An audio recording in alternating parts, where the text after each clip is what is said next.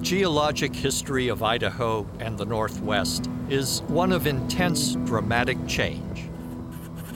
From the violent clashing of tectonic plates that forced up entire mountain ranges, to the thundering fury of massive floods that carved out deep lakes and impressive canyons, this region has experienced it all.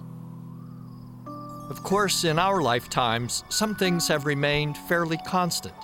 The desolate beauty of the southern Idaho desert, the imposing, sharply defined central Idaho mountains, the Pacific maritime influence that ensures a landscape so different from the rest of the state. And yet, throughout Idaho's 7 degrees of latitude, there's a sense of unease.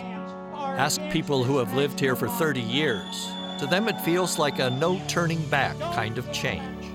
They'll point to a skyrocketing population explosion, one that seems to overwhelm infrastructures, widening the gap between urban and rural, and maybe even changing the way we relate to each other. It just seems like we've kind of lost our moorings. We used to work together, we used to be pragmatic, we used to look for solutions to problems. Change may be inevitable, but some see it being forced on them by their own government. They see it as an insult to the only way of life they've known. Others measure change in the loss of access to lands once open to all. And then there's the climate. We may never face what the rest of the world is experiencing, but even here in the Northwest, change is in the air.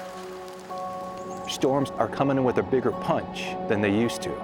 The lower elevation snowpack is not lasting as long as it used to because it's a warmer temperature. Some industries are already making adjustments, hoping to stay ahead of the power curve. We have relied on coal for the last 40 years to be a substantial part of our generating portfolio. Now, our new generation of customers, they are demanding and requiring that we and other energy providers get cleaner. But on Idaho's 30 million plus acres of public lands, the future can look pretty bleak. Fires are starting 2 weeks, 4 weeks, sometimes even 6 weeks earlier in the year. They also burn much later in the year into the fall. The earth is warming and humans are the cause. End of story. It's not comfortable to talk about, so a lot of people just don't. In Idaho, we were watching our salmon populations continue to trend down, but we got some recovery on those fish and stabilized them. I'm amazed at how persistent salmon and steelhead are. We can capitalize on the excellent habitat that we have left. The best of what's left for wild Chinook and steelhead in the Columbia Basin exists in Idaho. We are Noah's Ark. We have relatively good projections over at least the next 50 to 100 years of water. And it's one of the reasons I think people are coming here now. And they're going to keep coming here.